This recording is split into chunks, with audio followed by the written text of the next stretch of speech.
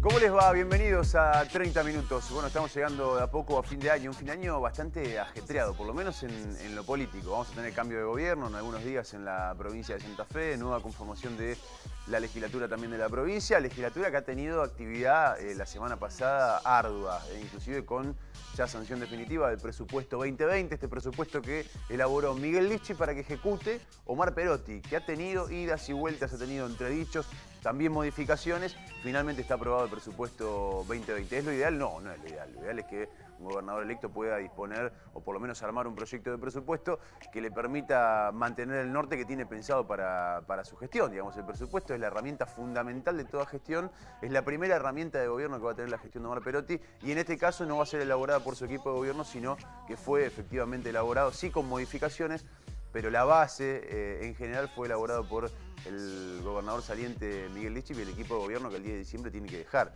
la provincia de Santa Fe. Vamos a estar hablando de eso el día de hoy, vamos a estar hablando de algunos otros proyectos, lo que ha sido la actividad legislativa este año en la provincia de Santa Fe, y está con nosotros uno de los legisladores quizá más importantes que tiene el bloque del Partido Justicialista en la provincia de Santa Fe. Estoy hablando de Leandro Busato, que nos visita hoy en 30 minutos. Bienvenidos.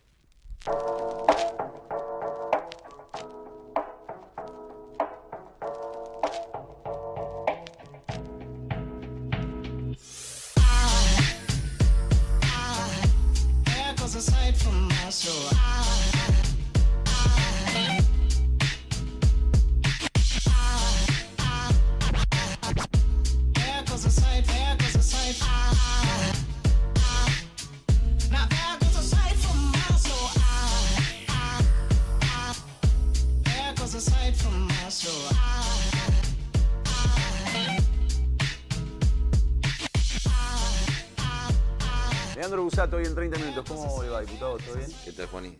Un gusto. Bueno, ¿qué semanas han tenido? ¿Qué semana esta última en la legislatura? Sí, la verdad que sí.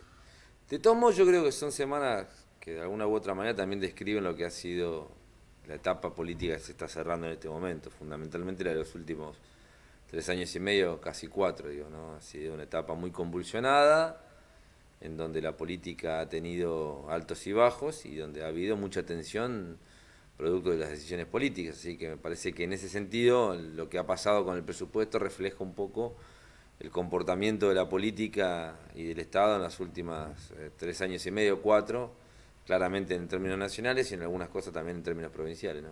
¿Por qué finalmente Lichi decidió conformar el presupuesto? Más allá del pedido de las cámaras y la FINA, pero ¿por qué crees que el gobernador saliente termina marcando la cancha así de esta forma? Yo creo particularmente que hay un proceso de transición de oficialismo a oposición y han tenido ni más ni menos la idea de conformar un presupuesto que le sirva mucho más a la oposición que al oficialismo.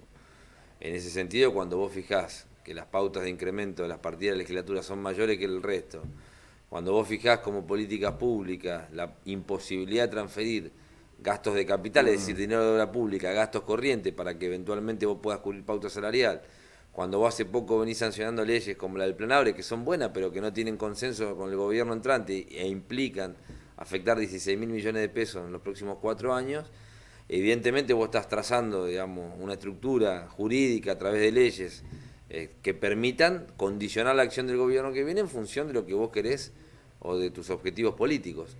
Me parece que eso pasó durante toda la transición. Durante la transición nunca tuvimos una situación que nos permita entender y hablar el mismo idioma.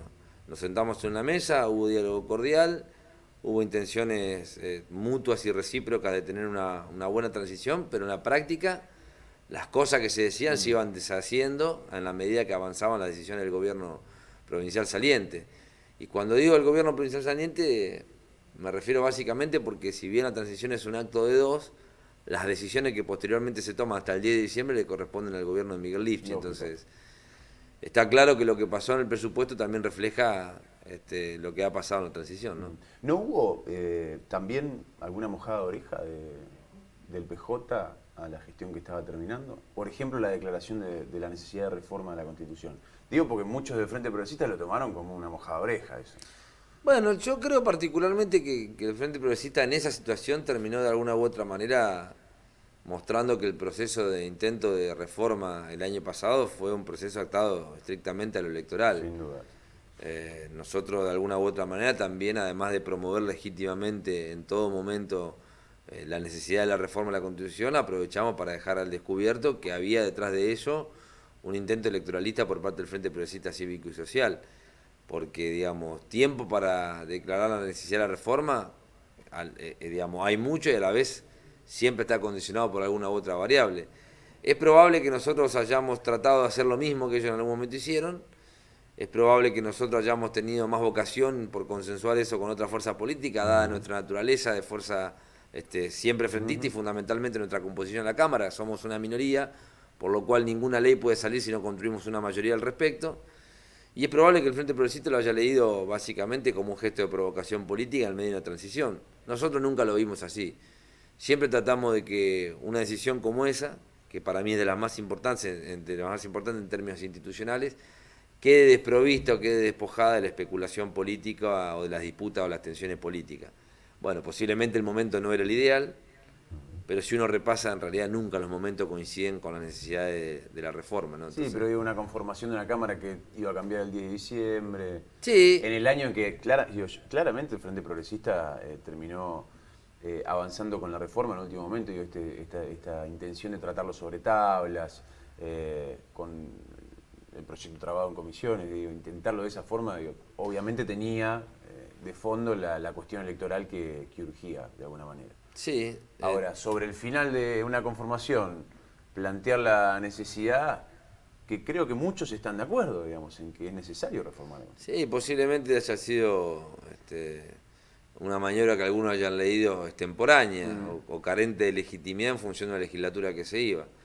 También es verdad que el oficialismo dijo no tener legitimidad para tratar una ley como esa y sin embargo 2 semanas después estaba tratando un presupuesto casi sobre tabla. Entonces, bueno, me parece que todo fue parte, de alguna manera, de una tensión política institucional que se trabó o se empantanó en la transición y que no logró ir destrabándose sino hasta la sanción del presupuesto. Creo que de la sanción del presupuesto la semana pasada a ahora, previo al traspaso de atributos y a la jura, ha habido una situación de descompresión que permita quizás terminar el año de otra manera, ¿no? ¿Qué presupuesto va a tener Perotti? Va a tener un presupuesto que no es bueno y va a tener un presupuesto menos peor del que había mandado Lifchi. Presupuesto, como decías vos en la introducción, no armado por él, no pensado para él y obviamente con algunas dificultades, pero más acotado a la realidad. ¿Por qué digo esto? El presupuesto que había mandado Miguel Lifchi contemplaba, por ejemplo, entre sus recursos, las acreencias que la provincia tiene para con la nación. Dicho de otra manera, estaba incorporando un crédito en expectativa que no tiene aplicación real sobre cosas concretas. Yo no le puedo pagar a un intendente la coparticipación con la idea, la promesa futuro que la nación le cancela a la provincia la deuda que tiene. Como si hubiese incluido en el presupuesto 2019 la deuda histórica de la nación con la provincia. Quitar esa suma no solamente desinfló los recursos, sino fundamentalmente le dio una mirada mucho más real. El presupuesto está contemplado no con superávit, sino con un déficit. El déficit tiene que ver básicamente no con una situación mejor o peor en términos casi, te diría, bíblico o religioso. No es un pecado tener déficit. Lo que está claro es que es un pecado decir que uno tiene de superávit cuando en realidad no lo tiene, digamos. Me parece que ahí estaba una de las trampas que tenía el presupuesto. La otra es que tenía una sobreestimación de los recursos y una subestimación del gasto corriente. Dicho de otra manera, preveía que se iba a recaudar más y que se iba a gastar menos. Y en la práctica iba a pasar exactamente a la inversa. Se iban a incrementar los gastos corrientes porque estaban subvaluados, por debajo de los niveles que preveía la inflación, 25%, y no iban a ser tanto los recursos, vamos a recaudar menos, por lo cual íbamos a tener un caso paradójico. En vez de tener mucho para gastar poco, íbamos a tener poco para gastar mucho. Claro. Y eso tarde o temprano termina haciendo colapsar las pautas salariales y en definitiva la política económica de cualquier gobierno. Y la tercera cuestión es que nosotros creemos que había imposibilidad de hacerse cargo de una situación provincial muy compleja, con una negociación salarial de por medio y con un proceso de apertura de paritarias que permita readecuar el presupuesto a la pauta salarial, porque teníamos una cláusula que nos impide, a través de la Ley de Administración Financiera, transferir gastos de capital a gastos corrientes, y hoy lo podemos hacer por lo menos en un 40%, así que estamos modificando esas pequeñas cosas que le permitan al gobernador tener medianamente algo desde donde tener flexibilidad para manejar un presupuesto que vaya acorde con la realidad. Eso, más un endeudamiento que nos parece saludable para tratar de tener financiamiento para la obra pública presupuestada, inclusive un 30% para municipio y comuna, no hacen de todo esto un buen presupuesto, pero lo adecuan más a la realidad, ¿no?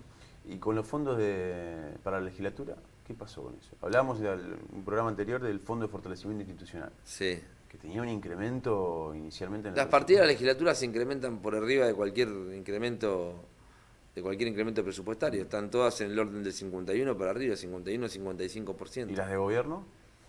Y no, las de gobierno están por debajo de los 45 puntos. Está claro que hay una decisión de la propia legislatura de incrementar las partidas, que tiene que ver en algunos casos con gastos corrientes, en otros con bienes de capital, pero fundamentalmente también con una situación que la política se reserva para sí en ámbitos en donde el gobernador no va a tener mayoría, fundamentalmente en la Cámara de Diputados. Por eso digo que fue un presupuesto también armado a la medida del gobierno saliente, que va a ser oficialismo en la Cámara de Diputados. Que va a manejar esos fondos en la Cámara de Diputados. Sí, que tampoco hay que, a ver, yo quiero ser sincero porque si no, viste, tampoco hay que ser dramático, no es que, viste, estamos hablando de situaciones sospechables o sospechosas, pero sí está claro que la legislatura va a tener el privilegio de administrar dinero por encima de lo previsto en términos inflacionarios, y eso implica mayores posibilidades, obviamente, de generar un proceso político de más cercanía con la sociedad. No es lo mismo tener una legislatura que no tiene absolutamente nada para hacer que una legislatura que tenga posibilidad de tener actos institucionales, reparto de subsidios. Está claro que el IFCHI se prepara para resistir de alguna manera y para tratar de volver de la Cámara de Diputados. Eso es así, digamos, ¿no? ¿Cómo lo ves al IFCHI a partir del 10 de diciembre? Bueno, como uno de los principales opositores. Y obviamente que también hay que ver cuál es su decisión política. Si yo me tendría que guiar por lo que fue su posición política en la transición, diría que va a ser un opositor poco racional y muy duro. Yo apelo a que el socialismo tenga en oposición actitudes similares a las que nosotros tuvimos también cuando fuimos opositores. Solo fuimos muy duros con algunos temas, pero siempre colaboramos institucionalmente para que a la provincia le vaya bien. La mayor parte de las leyes que tuvo el gobierno de Antonio Bonfatti en materia de seguridad fueron impulsadas y creadas por la legislatura en franca oposición. Digo, la ley de organismo de investigación judicial era de Toñoli y de Traferri, la ley de emergencia en seguridad era de Traferri, la ley de protección de testigos es una ley nuestra, digo, y así uno puede ver que el andamiaje legal sobre el que se intentó construir una situación de mucha más seguridad tuvo en la oposición, más que recepción, mucha iniciativa. Yo espero que el gobierno de Omar Perotti cuente con herramientas necesarias para su gestión en la legislatura en materia de seguridad, en materia económica y fundamentalmente también en materia social. Esto no quiere decir que uno tenga que coincidir en todo, pero sí por lo menos que tenga las herramientas para que los primeros 2 años sean con la posibilidad de desplegar a pleno la estructura de gobierno que nosotros necesitamos para gestionar, ¿no? ¿Hay un quiebre adentro del PJ en esa unidad, en esa gran foto de unidad que hemos visto durante la campaña, inclusive después de haber sido electo Omar Perotti? No hay un quiebre. Lo que hay es una tensión, como ha sucedido históricamente, porque dentro de un ámbito o de un continente que es el Partido Justicialista, y ahora dentro de un continente mayor que es el Frente de Todos, convivimos distintas expresiones políticas, que no pensamos de la misma manera sobre los mismos temas, ni tenemos una valoración parecida sobre los mismos dirigentes políticos.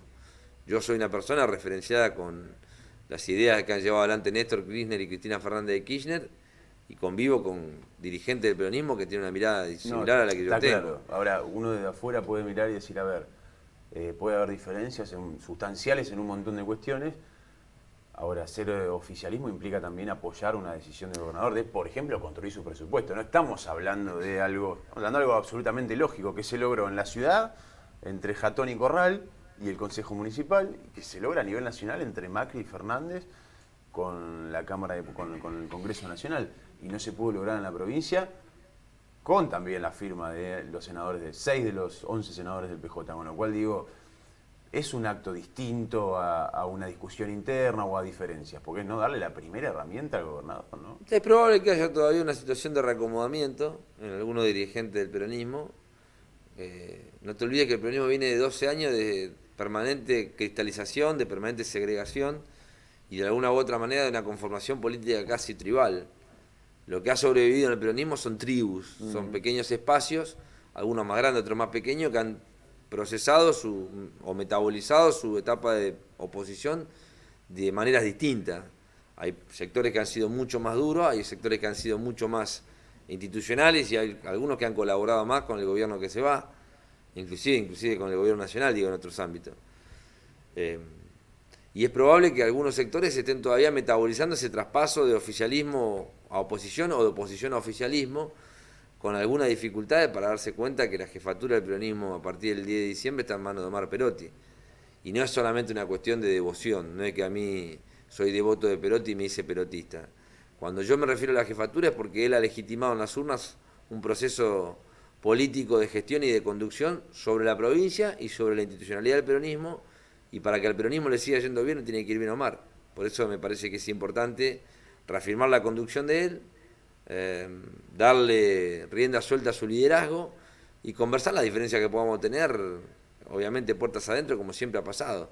Ninguna fuerza política es pacífica, me parece que la diferencia es cómo resuelve cada uno sus internas. Yo aspiro a que el peronismo la resuelva racionalmente, que la resuelva sin tanto estruendo y que la resuelva puertas adentro. ¿Y hoy cómo está la situación? ¿Cómo están las relaciones? Me parece que están bien, me parece que la sanción del presupuesto descomprime un poco más la situación y todavía me parece que las cosas no han empezado a funcionar. Cuando, este dicho famoso, cuando el carro comienza a andar y se acomodan los melones, tendremos que ver cómo termina adaptándose cada diputado, cada senador y cada intendente y presidente comunal a las nuevas autoridades y fundamentalmente a la nueva idea de hacer gestión. Pero te vuelvo a repetir un tema que me parece central. Yo transité 8 años como legislador criticando las políticas y proponiendo cosas alternativas. Hoy voy a tener que transitar la provincia defendiendo una gestión y haciéndome cargo de alguna u otra manera de las decisiones que tomemos. ¿Qué es más fácil para vos? Es más cómodo ser oposición a veces, Es más cómodo. en un sentido. En otro también me gustaría haber a mí dado respuesta a las cosas que yo tuve que vivir durante 8 años y no podía resolver.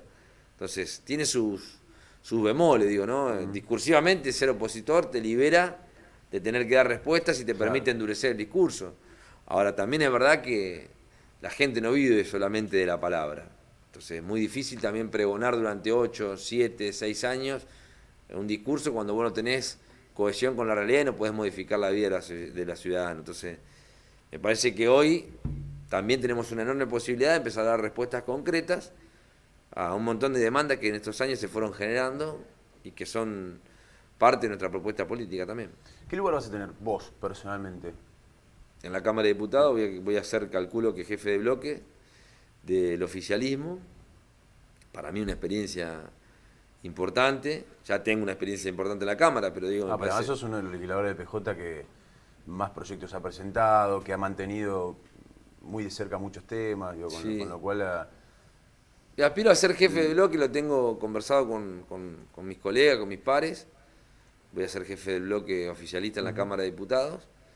Y aspiro a tener, obviamente, una situación de diálogo permanente con otras fuerzas políticas y fundamentalmente trasladar la voz del gobierno a la Cámara de Diputados. No tengo por lo menos pensado otra situación.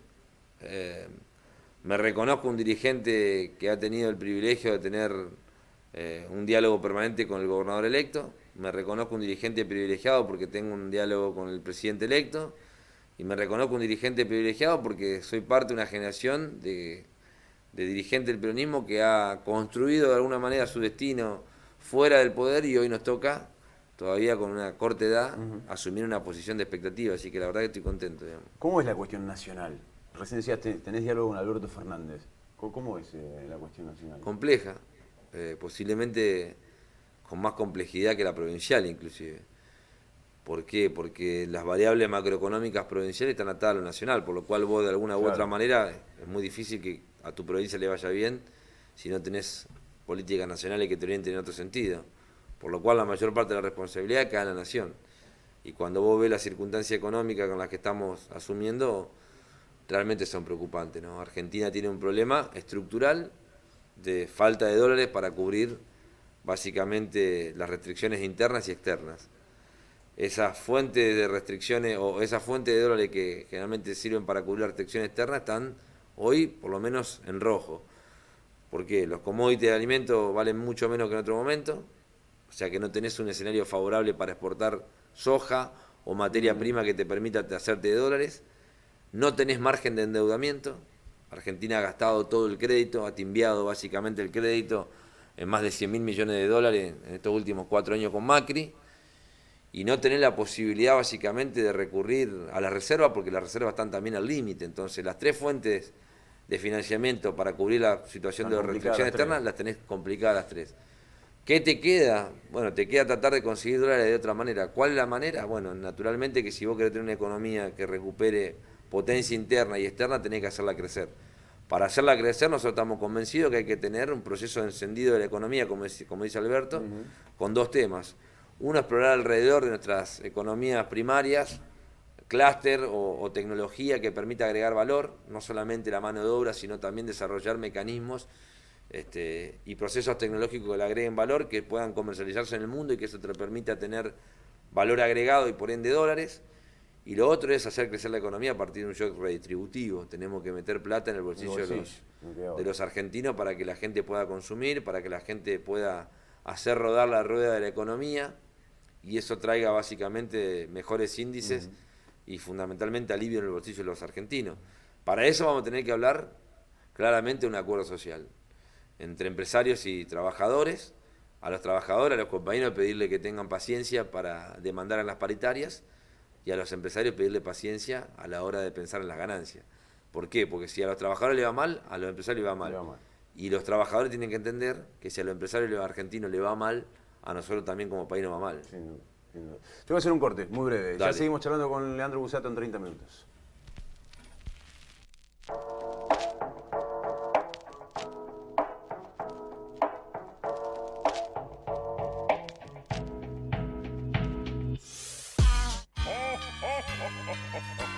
En Santa Fe, cuando calienta el sol, 2 cosas son seguras. Es Navidad y llegan los regalos de Cable Video. Cruzá los dedos que este año sorteamos órdenes de compra para supermercados, regalos de jugueterías, helados de Frozen Pop y muchos obsequios de tus señales favoritas. Ya sabés, es Navidad. Ganá con Cable Video.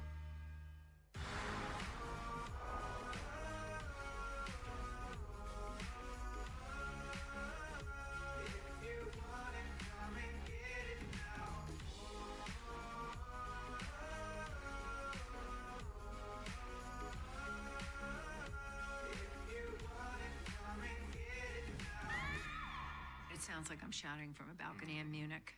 Like a vida.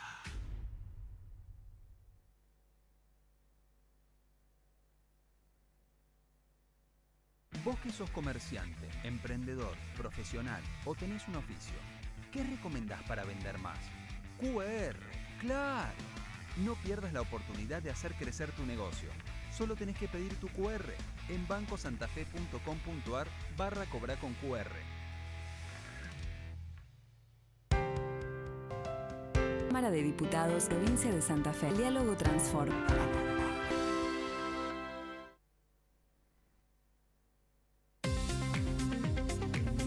Canalveo.com, el nuevo portal de noticias de nuestro canal. Nuestras noticias, estés donde estés. Entérate de la actualidad como solo Veo puede contártela. Tu provincia, tu ciudad, tu barrio y todo lo que realmente te interesa. Visítanos en canalveo.com y conectate con nuestras noticias.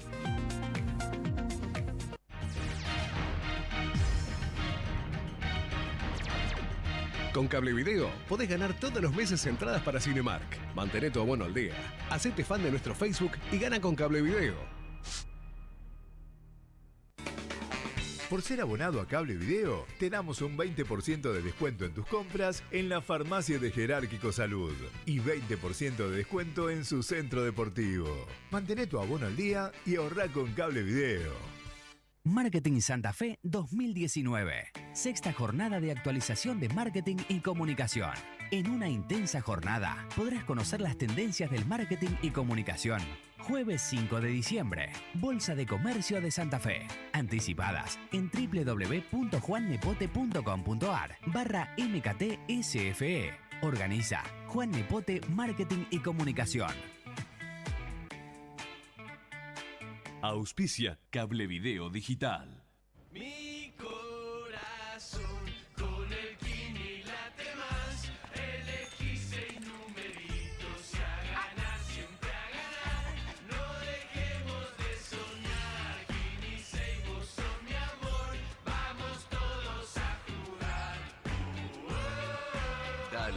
Prendete. Vos también hacete fanático al ritmo del Kini 6 y vení a festejar todas las semanas.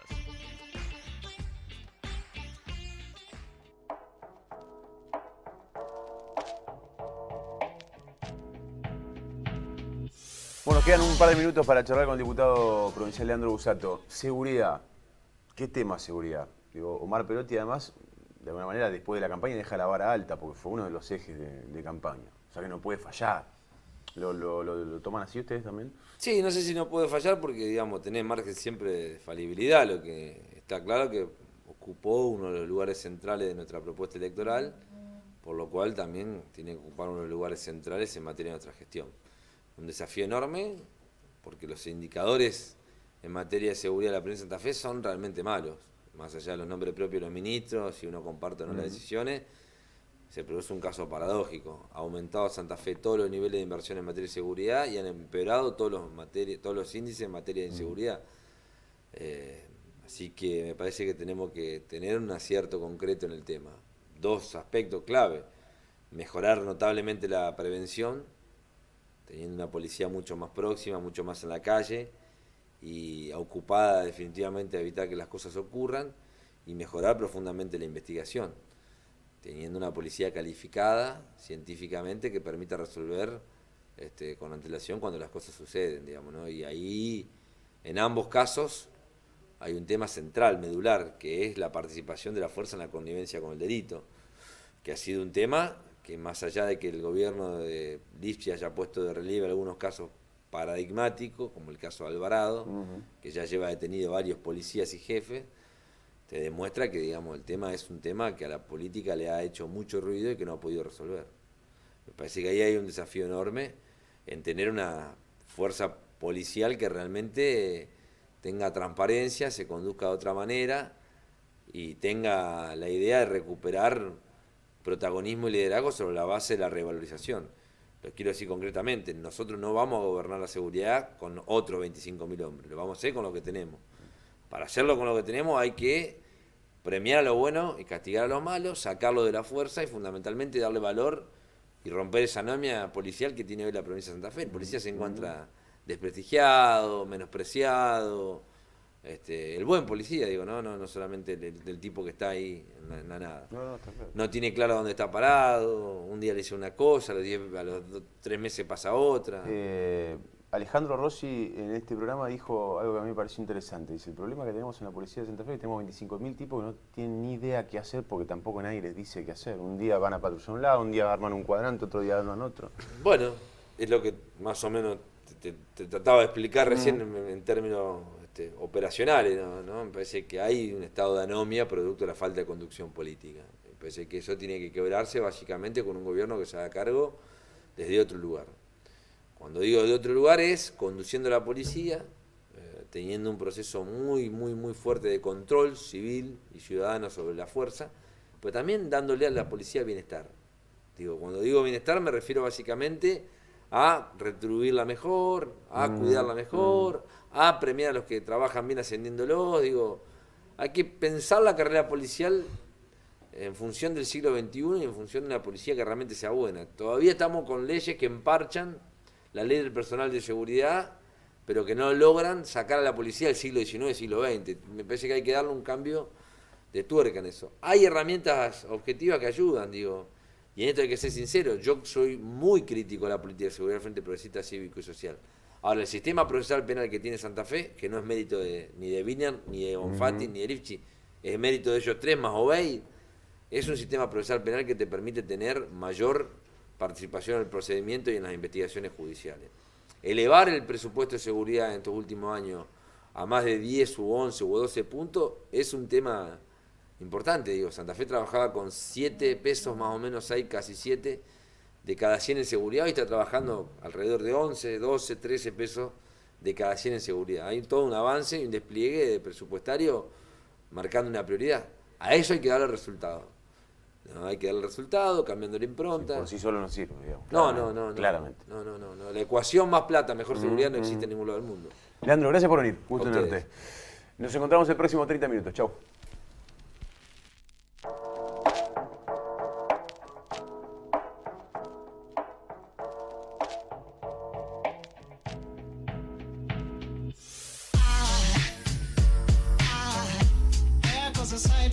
So I